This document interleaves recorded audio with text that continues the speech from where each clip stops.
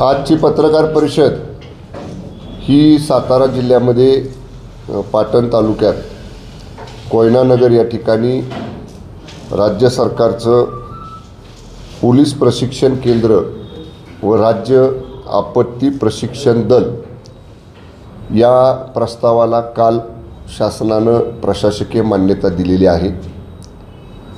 मागच्या सरकारमध्ये गृह विभागाचा मी राज्यमंत्री असताना या प्रस्तावाची मी सुरुवात केली।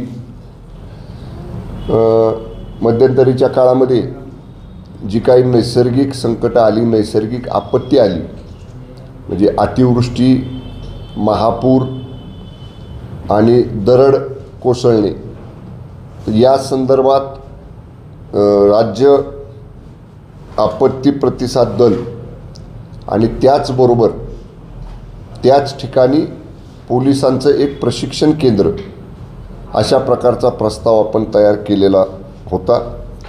गेली 3.5-4 वर्ष या कामासाठी मी खूप पाठपुरावा केला। मध्यंतरी माननीय मुख्यमंत्री एकनाथजी शिंदेसाहेब जेव्हा महाबळेश्वर आणि तापोळा दौऱ्यावरती आलेले होते, तेव्हा या बाबतीतली एक बैठक माननीय मुख्यमंत्री महोदयांनी घेतली होती। त्याप्रमाणे या प्रस्तावाला गती देण्याचं निर्देश त्या बैठकीमध्ये माननीय CM साहेबांनी दिले।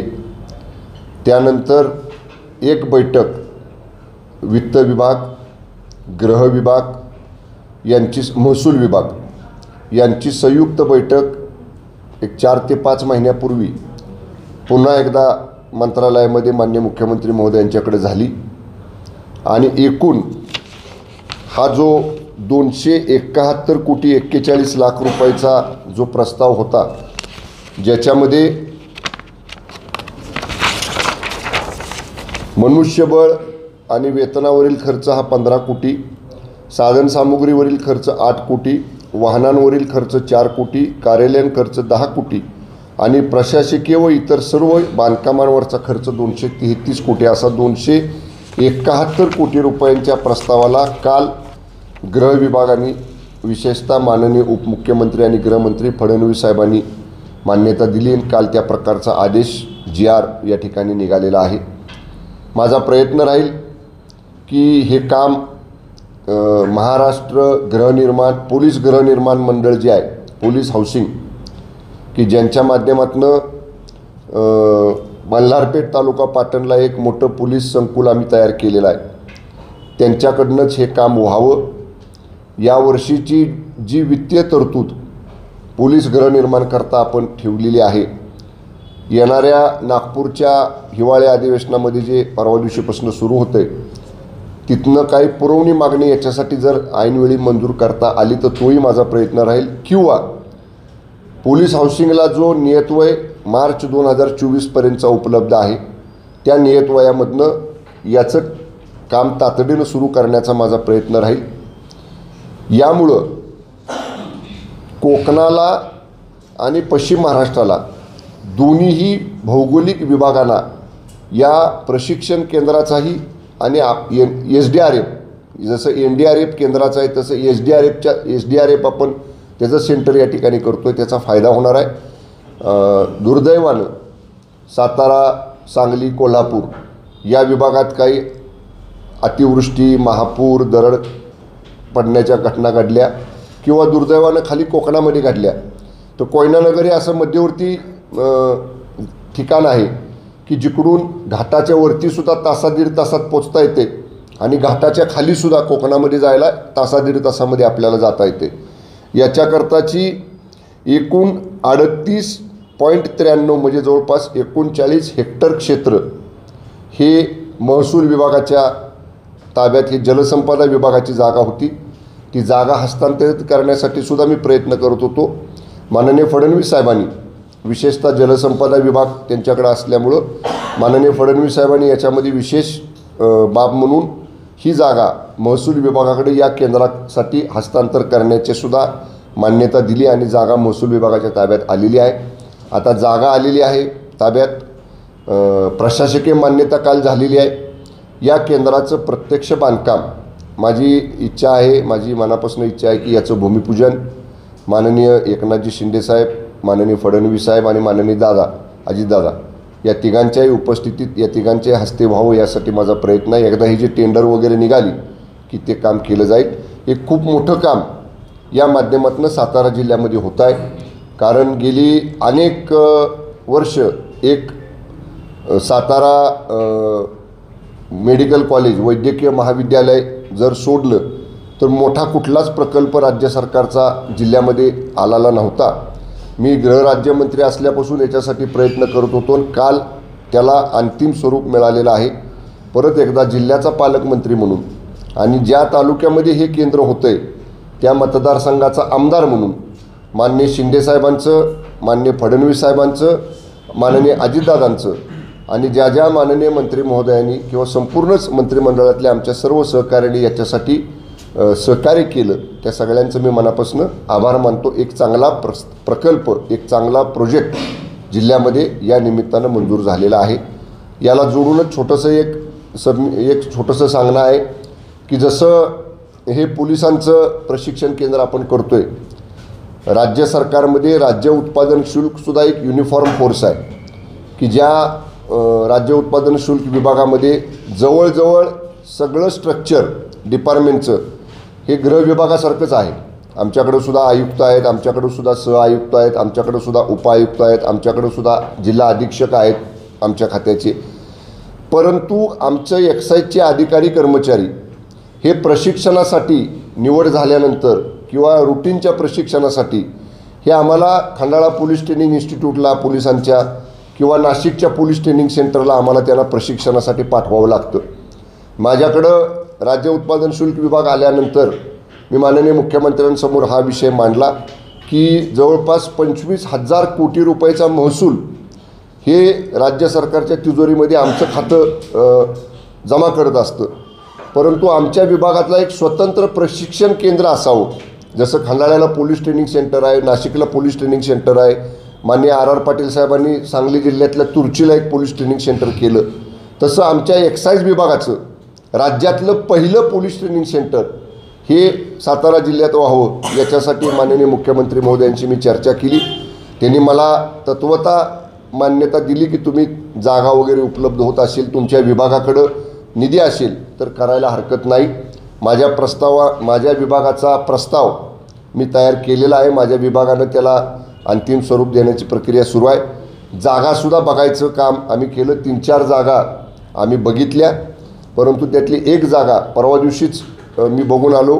पाटण तालुक्यामध्ये वाटोळे नावाचं गाव आहे, जे नवीन महाबळेश्वर पूर्वी प्रस्तावित होतं त्या परिसरातलं ते गाव आहे. त्या ठिकाणी राज्य सरकारची जागा आहे. ती जागा आमच्या विभागाचे उपायुक्त आले होते जे बांधकाम वगैरे बघतात, त्यांनीसुद्धा ती जागा योग्य आहे असं सांगितलेलं आहे. माझा तो जागा मिळवण्याचा प्रस्ताव करायचं काम सुरू आहे. पण जसं हे केंद्र मी पोलिसांचं प्रशिक्षण केंद्र आणि SDRFचं युनिट आणलं, तसं राज्यातलं पहिलं राज्य उत्पादन शुल्क विभागाचं सुद्धा प्रशिक्षण केंद्र हे सातारा जिल्ह्यात आणण्याचा माझा प्रयत्न आहे. एवढंच होतं आजचा विषय. या बाबतीतले सगळे GR आपल्याकडे उपलब्ध आहेत. काल तो 4 डिसेंबरचा GR आहे तो सोशल मीडियावर सुद्धा आलेला आहे. आणि आपण जी काही रक्कम तरतूद ठेवलेली आहे, मी तुम्हाला मगाशी सांगितलं तसं पोलीस हाऊसिंगला, त्यातनं प्राधान्यानं या कामाला निधी खर्च करावा असे सुद्धा निर्देश गृह विभागानं पोलीस हाऊसिंगला दिलेले आहेत. प्रशिक्षण केंद्र जे आहे हे खूप मोठा खरं तर प्रकल्प प्रोजेक्ट आहे. हा कधीपर्यंत हा सुरू होईल आणि किती दिवसात हा पूर्णत्वास जाईल अंदाजे? कसं आहे, आता तुम्ही बघा, 3 वर्ष तरी लागले मला प्रशासकीय मान्यता मिळवायला. कारण एखादा नवीन प्रोजेक्ट करणं हे सगळ्याच त्या निकषामध्ये वेगवेगळ्या विभागांच्या मान्यतांमध्ये, पण आता निम्म्यापेक्षा पुढं काम म्हणजे प्रशासकीय मान्यता मिळणं आणि वित्तीय तरतूद होणं ह्या गोष्टी झालेल्या आहेत.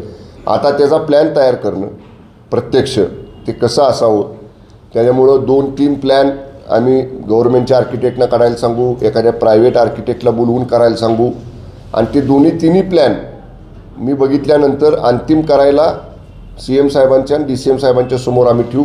त्यातल्या ज्या प्लॅनला किंवा ज्या स्ट्रक्चरला CM DCM साहेब मान्यता देतील त्याप्रमाणे आम्ही पुढे जाऊ. पण माझा प्रयत्न राहील की लवकरात लवकर त्याचं प्लॅन फायनल व्हावा, डिझाईन फायनल व्हावं, कारण त्याच्यात अंतर्भूत काय काय गोष्टी करायच्या आहेत. हे मॉडेल जे आमचं आहे पोलीस ट्रेनिंगचं तेच मॉडेल आपण स्वीकारलेलं आहे. म्हणजे खंडाळ्याला जे आहे, नाशिकला जे आहे आणि तुर्चीला जे आहे त्याच गोष्टी आपण समाविष्ट केल्या आहेत. फक्त माझं प्रयत्न असा राहील की कोयनानगर हे थोडंसं थंड हवेचं ठिकाण आहे, पर्यटन स्थळ आहे, हेरिटेज अशा पद्धतीचं किंवा इको फ्रेंडली अशा पद्धतीचं ते असावं असा एक माझा प्रयत्न राहील.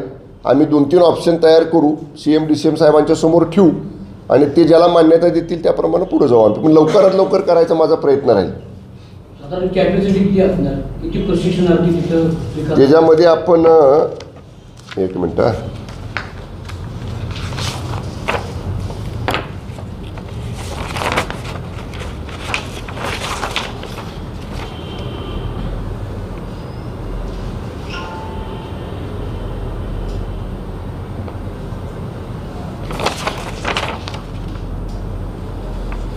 दहा आठवड्यांचा एक प्रशिक्षणाचा कालावधी आहे.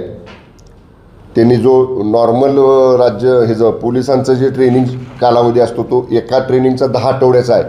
त्यामुळं आता 10 आठवड्याचे असून अशा एकूण किती बॅच होणार ते काही याच्यात नमूद नाही, परंतु एकूण एक बॅच ही 10 आठवडे ट्रेनिंग करेल. तिथं सरासरी एक 10 बॅच तरी होतील किमान. बरोबर.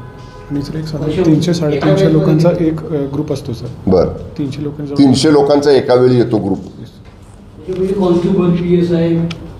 सर्व जे कर्मचाऱ्यांना खंडाळामध्ये, नाशिकमध्ये, तुर्चीमध्ये जे ट्रेनिंग मिळतं तेच ट्रेनिंग सेम टू सेम ते कोयनानगरला मिळेल. प्लस एक अतिरिक्त SDRF जे मी सांगितलं, स्टेट डिझास्टर मॅनेजमेंट फोर्स, जसा केंद्राचा डिझास्टर मॅनेजमेंट फोर्स आहे की आपल्याला अशी काय आपत्ती आली की NDRFची टीम बोलवायला लागती, त्याच धर्तीवर आपली SDRFची टीम तयार असावी. त्याचंसुद्धा ह्यालाच जोडून आपण दोन्ही एकत्रच तिथं ट्रेनिंग सेंटर या ठिकाणी करतो आहे. हा तसा युनिक राज्यातला पहिला प्रोजेक्ट आहे की SDRFचं युनिट आणि पोलिसांचं प्रशिक्षण केंद्र एकाच ठिकाणी करायचं. सुदैवानं जागा आम्हाला उपलब्ध झाली जलसंपदा विभागाची. पाण्याची सोय तिथं चांगली आहे. बरं, जमीन सपाटीकरणाला जास्त जागा लागत नाही, म्हणजे जास्त खर्च येणार नाही. निसर्ग सौंदर्य आहे. खालीच पोपळीला पॉवर जनरेशन असल्यामुळं विजेची कमतरता नाही. ज्या मूलभूत पायाभूत सुविधा आहेत त्या बाबतीत कोयनानगर एक अत्यंत योग्य ठिकाण आहे. सगळ्या सुविधा तिथं आहेत. त्यामुळं आता तातडीनं प्लॅन मंजूर करणं आणि त्याप्रमाणे पुढं जाणं या दृष्टीनं माझी कार्यवाही लवकरात लवकर राहील करायची.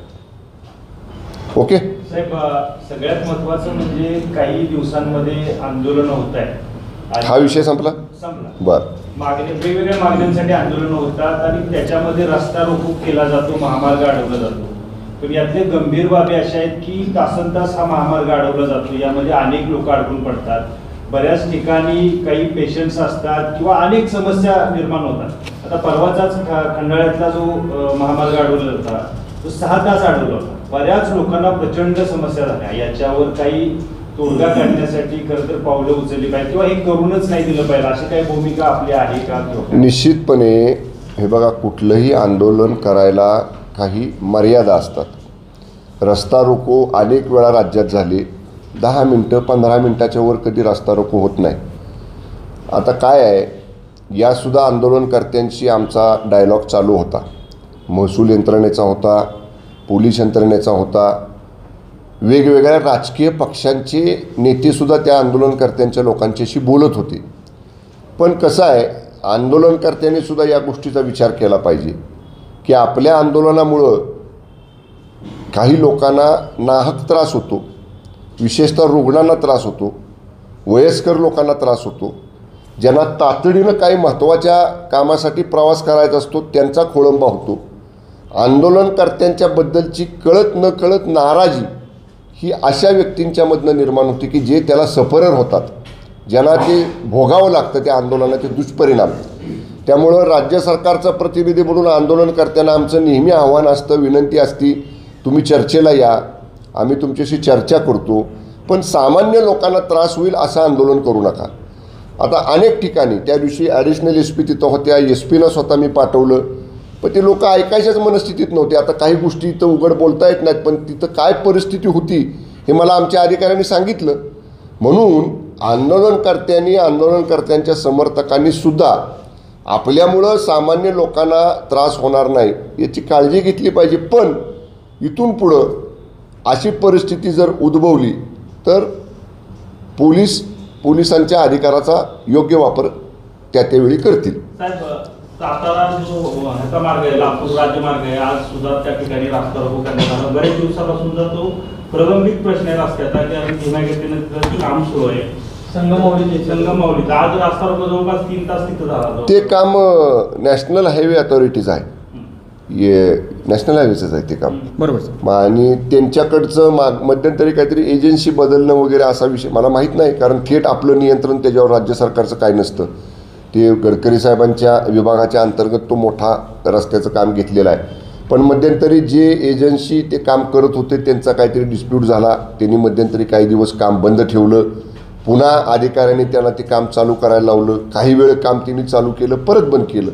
त्यामुळे थोडंसं याच्या बाबतीत national highway authority of India NHAI त्यांच्याशीच या बाबतीत बोलावं लागेल. पण तरीसुद्धा असं 2-3 तास रस्ता रोको होणं योग्य नाही.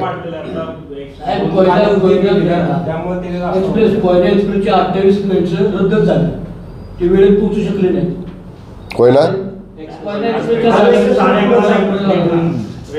मी तेच सांगितलं ना आता मगाशी, आंदोलनकर्त्यांनी सुद्धा ह्याचा विचार केला पाहिजे ना. हे बघा, प्रत्येक वेळी पोलिसांनी बळाचा वापर करायचा म्हटलं तर ते काय म्हणजे आम्हाला योग्य वाटत नाही की सामान्य लोकांवरती, आंदोलनकर्त्यावरती नेहमी बळाचा वापर करावा. मी नेहमी म्हणतो ना, 10-15 मिनटं प्रातिनिधिक स्वरूपामध्ये तुमचा रोष व्यक्त करायला, तुमचं म्हणणं मांडायला तुम्ही रस्ता रोको करणं आम्ही समजू शकतो ना.